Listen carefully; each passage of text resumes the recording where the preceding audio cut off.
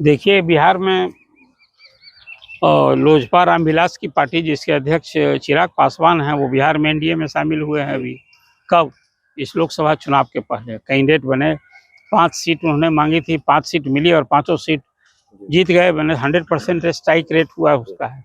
अब वहाँ केंद्रीय मंत्री हैं चिराग पासवान, झारखंड गए थे, वहाँ उनकी बैठक हुई और झारखंड के भी चुनावी जंग में कूदने का ऐलान कर दिया उन्होंने। अब जो एक सवाल आप सबसे बड़ा किया कि क्या झारखंड में जो अभी नवंबर में चुनाव संभावी है, बस डेट की घोषणा का इंतजार है।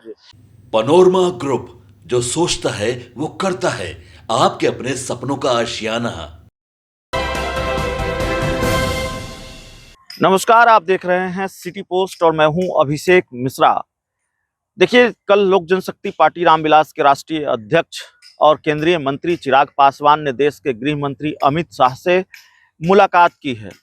चिराग पासवान ने ये साफ किया है कि विभिन्न राज्यों में होने वाले चुनाव को लेकर, विधानसभा चुनाव को लेकर बातचीत हुई है। सवाल यह है कि बिहार के विधानसभा चुनाव में तो थोड़ा वक्त है, लेकिन फिर भी क्या बिहार विधानसभा चुनाव में सीटों को लेकर बातचीत हुई है?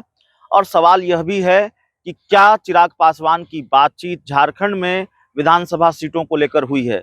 चिराग पासवान झारखंड में एनडीए के साथ मिलकर चुनाव लड़ना चाहते हैं, लेकिन भारतीय जनता पार्टी के जो प्रभारी हैं, असम के मुख्यमंत्री, झारखंड के जो प्रभारी हैं बीजेपी के और असम के मुख्यमंत्री भी हैं हेमंत बिस्वा शर्मा, वो पहले ही साफ कर चुके हैं कि झारखंड में गठबंधन बीजेपी का सिर्फ आजसू और जेडीयू के साथ ही होगा।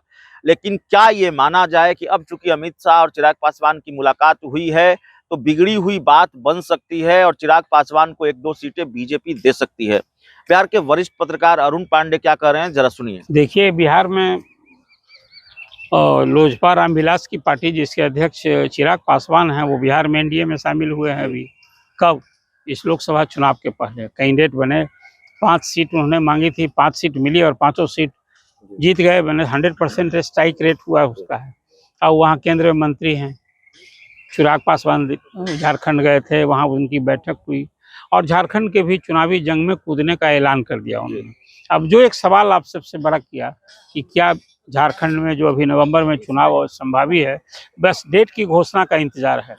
उसमें जदयू को तो अभी खबर है कि 2 सीट मिलने की बात है, कि सरजू राय की सीट और वहाँ पीटर जो हैं अभी राजा पीटर, वो अभी जदयू ज्वाइन किए हैं, जिन्होंने किसको हराया था? चीफ मिनिस्टर को हराया था से। हाँ, तो वो तो 2 आदमी को मिलना तय है, शायद 5 सीट जदयू डिमांड कर रहा है। अब वो 2 सीट तो मुझे लगता है बात बन जाएगी। और वहाँ सुदेश महतो पहले से हैं, उनकी पार्टी भाजपा के साथ है, शायद उन्हें भी 5 सीट मिलेगी। क्या मिलेगी, कितनी सीट मिलेगी तय नहीं, उनका गठबंधन में रहना एनडीए में तय है। इस बार बीजेपी की प्रतिष्ठा वहाँ दांव पर है। जिस ढंग से पिछले चुनाव में मुंह की खानी पड़ी कि चीफ मिनिस्टर हार गए थे, आज वो चीफ मिनिस्टर गवर्नर है।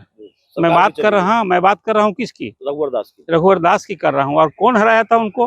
बीजेपी का ही एक नेता जो मंत्री रहा, सरजू राय। अब सरजू राय आ गए हैं इधर जदयू में, तो मिलकर लड़ेंगे। अब जहाँ तक चिराग पासवान की बात है, बात नहीं बनेगी तो सांकेतिक तो लड़ाई कुछ सीट पर लड़ते भी रहा है, कभी जदयू भी। देखिए, जदयू बीजेपी एक साथ भी लड़ा है और अलग अलग भी लड़ा है।